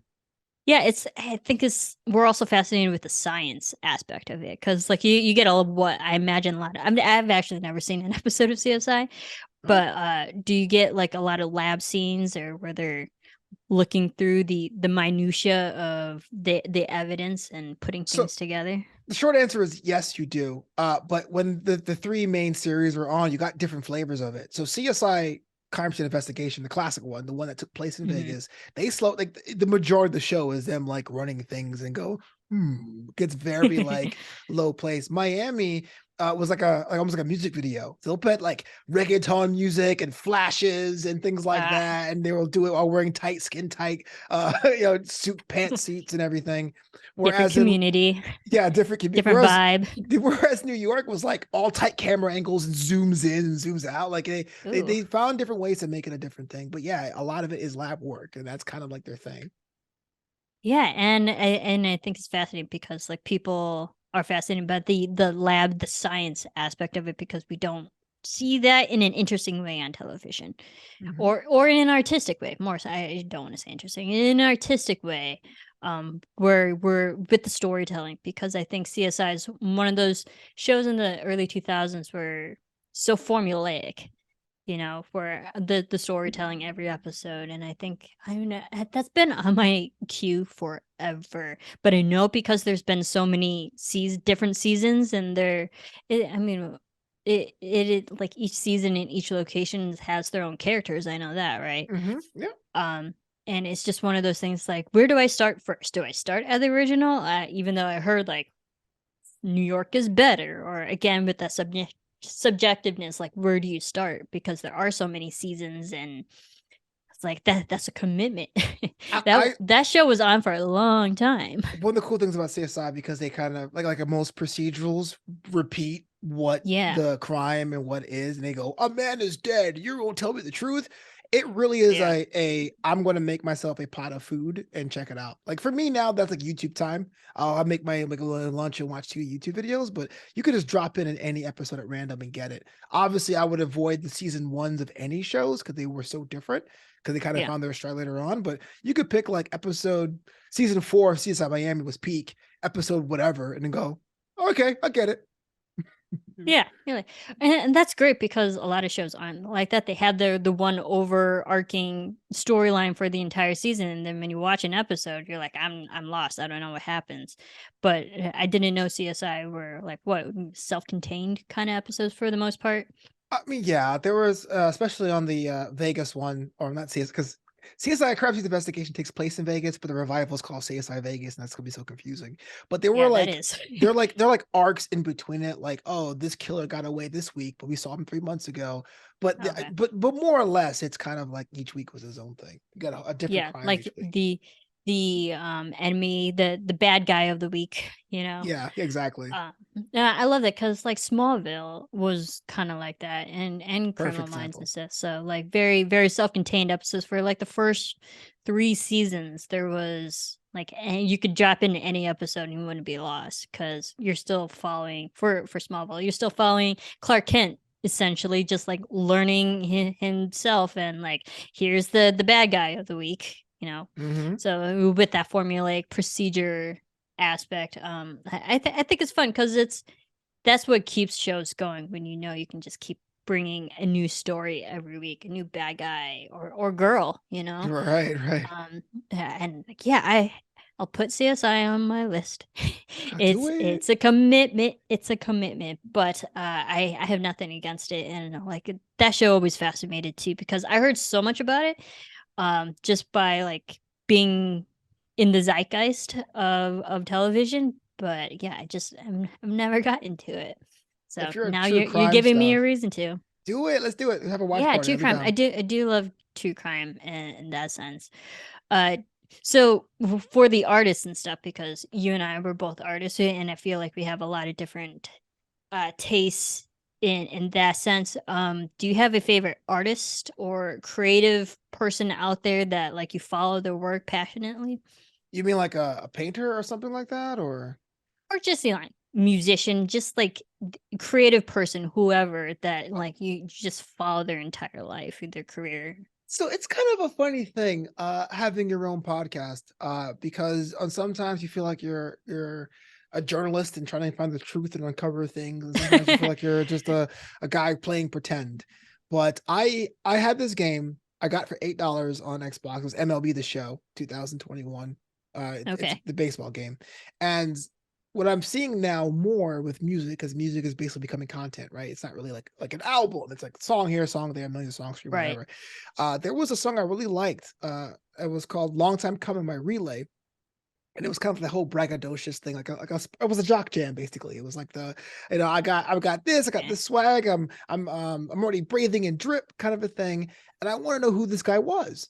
And so I reached out to Relay, and Relay is a guy that is paid to sit and make songs in his room, and he makes it happen. And these songs have been There you go. placed on games like MLB The Show. It was Unshameless for an episode, one called Lemonade.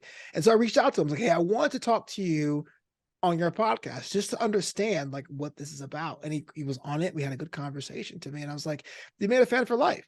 Because when I was a kid, I wasn't a music person, but my cousins were DJs. I mean, it was a process to go into a dub plate studio to do a voiceover, to get a brand new press vinyl to be on the shelves. And if it wasn't moving on consignment, Sam Goody said, sorry, sir, and your stuff went in the trash. Damn But goodies. yeah, Tower Records, what's up? But Oh yeah, now what's up? you can basically be your own publishing company, and with enough home stuff and go beyond the SoundCloud space to get yourself placed in video games that would be downloaded by hundreds of thousands, if not millions of people. This Yeah. is the new wave. And so I just hit him up this week because he showed us his new setup in his room. I was like, oh man, fire emoji, fire emoji. Yeah. This is pretty cool, man. And I said, I want to do more like that, because during the pandemic, for me, I was a comic. They said, you're not essential, stay home. And much like James Knight Jr., which is also someone on your show, we Mhm. started our own media I don't say own network, James does. We started our own media stuff. And for a Yeah. while there, I had the most fulfilled part of my life, because there are people tuning into these shows. I had cool perspectives. I was able to do all this without leaving my house, without leaving this chair. And I do feel like after the pandemic, there are people that are doing it, like Relay. So, I mean, that's the one I would say if I had to pick one. I'm a fan for life. That's amazing. I've never heard of that. And it's always cool, like how we discover people just by and which is like completely unexpected. You're like, oh wait, this person or this thing caught my interest. Let me learn more about them. And I love that you had the assertiveness to reach out and actually like got to know the person better and got to know their work better, because I don't feel like people are a fan of something, but they won't go beyond that, beyond Yeah. what's like just what they see in front of them, the superficial aspect of it.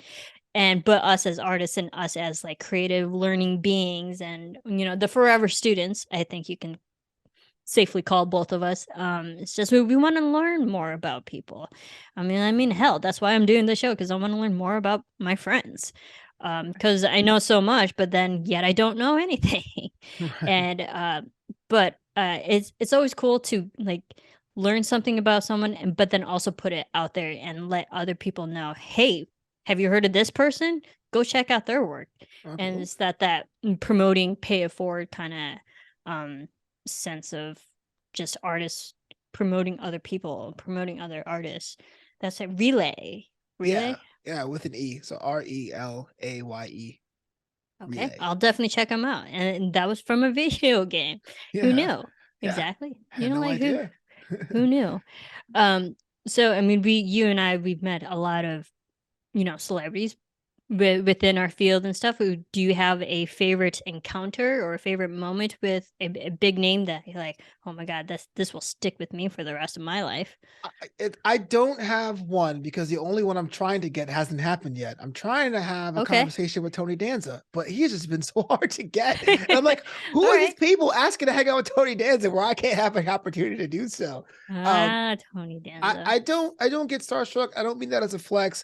It's usually when I'm Yeah. working for someone and I have an encounter with them, like Will Ferrell or anyone like that, I'm usually working for somebody else. So very rarely it's just me being my way. It's that kind of thing in the back of your head, like Flobo. Someone gave you the ball, don't drop it, don't fanboy out, just do the dang thing. I did Bernice King. Oh, I did introduce Dr. Bernice King, in front of a council of the Riverside County of Education, at an event, and that was like a whole aura too, because Dr. King has been like one of the most outspoken civil rights leaders over the past 15, 20 years, and a Yeah. daughter of Martin Luther King herself. So that's another one. But usually I'm in a work capacity. I just feel like I can't do it.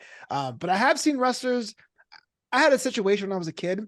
meeting a wrestler I didn't really appreciate. So I don't really look for Mm, wrestlers either. I don't fan out because I'm like, I yeah. don't like to interact with wrestlers outside in that way. Like I don't like to ask for autographs that way. But definitely other people outside of different spaces has been kind of fun. Yeah, I mean, and they always say like don't meet your heroes. But I fortunately I have met a lot of people that I wouldn't say deem my heroes, but like my idols growing up. And I was like, for the most part, they've they've fulfilled, my Nice. happiness. I'm like, all right, you're cool. Like, I love you even more. Didn't think that would be possible, but I do. I have more respect for you.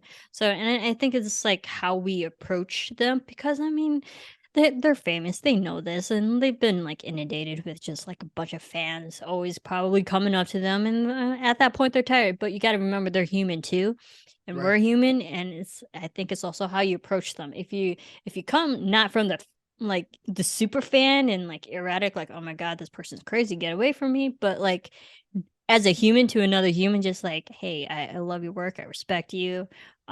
You've had a big impact on my life. If you go in honestly, I find that they're more receptive to talking to you and like having a more positive encounter with said fan. So I think it's like how yeah, it's how you approach people because fortunately at AfterBuzz TV, we had a lot of big names come in and out, a Yeah. lot. So I had to learn quickly how to be professional, and like I'd like to think I always was, but there are times I had to like reel myself back and be like, okay, like teenage me is freaking out, but right now, I'm an adult who has to produce a show. I had to, put the quality out there and then I can like fangirl later. Like just Right. be professional now, but like be a fan later. So it's like that priority. Um, but yeah, no, that's fascinating because I think everyone because it is our jobs, like we're so used to seeing people that that we're fans of, but compared to someone who's like bumfuck nowhere, Right. never seeing a celebrity, they won't know how to properly approach someone. So Absolutely. I I, think I we, completely we agree. have the training for that. So to kind of wrap us out, but I a few more questions. This is friends and favorites and stuff. What would you say would be like a favorite strength about yourself? Is there like a certain quality that you personally like really feel like, yeah, that's it? Um, I'm kind AF. No, I think it's loyalty. I You think are. like I think oh thank you. It means a lot to me. Sometimes I wonder, I sit in bed like, how did I make everything as good as I can? No, I think loyalty is one of them, and I know I'm trying as I get older not to make it blind loyalty. That could be very toxic too. You could be codependent. That gets out of hands. Oh, But I oh feel yeah. like when it comes to friendship, I strive to be pretty low maintenance. Not to say I don't really want anything, but the only thing I think I Yeah. would need is like, yeah, you call me every couple of years and say you're alive, and I think I'm fine. You know what I mean? If you need to help me, if you need to help move, I have an SUV. I can pick you up. We can totally make that happen as well. So like anything I can do to help. I do have my own hangups. I am not about turning my room into a Holiday Inn. Don't ask to crash. We're all in our 30s now. You should Yeah. probably think about that before you fly to LA. But You can afford a hotel room. yeah, exactly. If your flight gets delayed, it's one thing, but don't be like, I'm coming to LA. Let me crash on your couch. But if you Yeah. need shirt off your back, you need someone to talk to, if you need anyone to defend you an argument when you're not in the room, that's something I am happy to do that, and I'm not sure if it's therapy or self-reflection to be able to find common ground with other people as well. I think those two makes me a good person to have on your team. Yeah, I love that. And it's good to know, that self-awareness of like our personal strengths and weakness too. And I quickly learned that about you from our conversations. It's like that you are someone I can just talk to and be like, "Hey, how's it going?" I just talked to you a month ago, and I can like pick up the phone or text you, be like, "Hey, how's your day going?" Yeah. Because I am I find myself I'm like I'm way more introverted, and low maintenance too. So like I definitely relate to that. Be like, you don't need to call me every day. It was like, Right. just call me like every once in a while and just let me know how things are going. I'll reach out to you too if I'm like, oh, I was thinking about you. Just how are you doing? Yeah. And I like that. And I think that that's what I definitely have learned more in the pandemic. When we were so isolated and social distancing, I'd be like, no, but I learned quickly like how social beings we are as humans, that need for connection. Like, I need to hug someone right now because I haven't had physical contact in like a Yeah. week, Yeah. and like that is important. And I quickly learned that. I didn't realize that how much we needed that. Do you have like problem And moments like that? Do you have like a case of emergency text this person for a hug, like an aunt, or like how does that work? well, yeah, I mean, it's not so much. Sometimes, I mean, at the time during the pandemic, I was with my boyfriend, so like, fortunately, I did have someone that I Okay. could hug every day. But there was a time I'd be like, "Yo, I just need to talk to you." I was Sure. like, "I just need to hear your voice because I'm going through something right now, but I know you are the only person right now who can calm me down and talk to me rationally." To Yeah. bring myself down from this moment that Yeah. I'm currently going through. I was like, call me like now. I do have those moments every once in a while. Very rarely do I have them, but I learned quickly. I was like, yeah, you do. I like to think I'm self reliant, but sometimes I realize, oh, I do rely on other people for certain things that I know I can't provide for myself. Sure. And that's something that was a new kind of discovery for me within the last few years. Yeah, absolutely. No, Maybe it no. was just like the tumultuous years that we've been through the pandemic, maybe because we were just forced to not talk to people, not see people, that it was so new to me. I'm like, huh, I'm not like I haven't felt this way at all. So I don't, it was so foreign to me. I'm like, I don't know what to do. Right. Um, yeah. So and so I know we're newer friends, but I've learned more about you in the last few months. Um, Like, I'm sick but of it. so No, I'm just yeah, kidding. no, no. I love this. But Uh, what would you say is your favorite thing about me? Oh, wow. That is just there's just so many things there. I can talk about it forever. No, I if I was being yeah, exactly. On hour I number was like, six. nah. No, here's the thing about new friendships, because there is a lot of things that are simmering. So if Mhm. you were not in the room, so I'm saying that because it's less awkward that way, because I'm telling you directly what makes you dope. As Yeah, yeah. you were always an AfterBuzz tough but fair. So I've only interacted Mm, with you 3 times. One of the times we're holding a cake. But when someone came into you and yeah. challenged you, you're okay with listening and then saying, okay, but um talking with you last month, what I thought was pretty cool is that that hour and 15 minutes didn't seem long at Yeah. all. It didn't feel like a job at all. I felt like we were just really like we were catching up as if we were friends, which is very an openness, right? A warmth about it. And being on your show, I mean, it takes a lot. And I say it's brave to have someone have one conversation and say, "Hey, look, are you down to have me grill you for 2 hours?" You know what I mean? That dude would freak Have I me been out. grilling you? I mean, I said do your worst, and that time like go Yeah, ahead, yeah, you let me did. know. But I was like, no, I promise it'll be fun. I was expecting like, so where were you last April? You know what I mean? But that takes a bit of bravery, right? Because I could Mhm. have layers, or maybe I could have uncovered that I was, I don't know, a murderous circus clown or something like that. You know what I mean? So the fact that you were like, you know what, I want to Our do next that. conversation. Yeah, I actually pro clown. People are not pro Are clown. you? Okay. I'm pro clown. I'm anti dog. I'm afraid of them. That's kind of like my switch. Really? All Dogs right. freak me out. But yeah, I think it takes a little Fair. bit of bravery to do that. So I would say you being just, you being warm, and then ultimately you being brave. Those three. Aw, thank you, Flobo. That's very, very sweet of you. Yeah, this is my show. Every once in a while, I'd like to, I like to feel good about myself Give because, it up. yeah, I was like, yeah, I'd like to think of what other people think of me because, like, I do get into that mental state of like, huh, I admit I am one of those people that kind of do care what people think of me. So, like, I try to be the best person I can be for someone else. Yeah. Whether it be producing your show or just, I mean, personality wise, I was like, I know I'm a quiet person for the most part, but like if you know me, I will talk your ear off. It's like I know I kind of give off like two different appearances in that way, but I was like, I like to think I'm a friendly person. I can have a conversation for like 5 hours even if I just met you. So I'm like, Just yeah, make just sure it's talk to not in me. front of book time. If it's in front of book time, the Yeah, conversation no, ends. no, It's no, no. Like over. my book time is priority. Sorry, I gotta cut you off so I can open this book. I hear you. I respect that. But thank you, Flobo. And I'm like, yeah, you are definitely a dear friend now, and I'm like, and I just love to see our friendship blossom even more within the next few years and for the rest of our lives, because like I respect you as a person and what you do in your shows. I've listened to a few of your episodes, and like I looked you up on iTunes.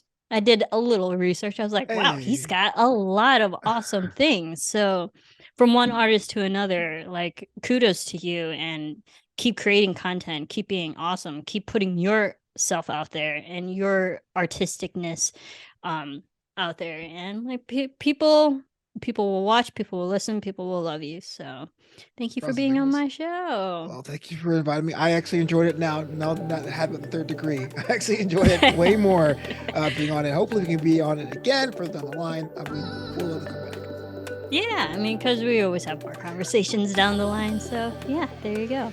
Thank you, Flobo.